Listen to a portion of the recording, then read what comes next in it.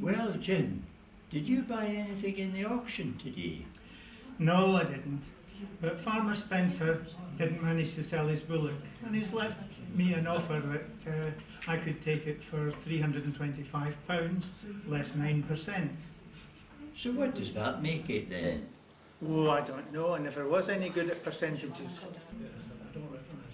Here's the waitress coming. Ask her. Excuse me, miss. If I were to offer you £325, less 9%, what would you take off? I prefer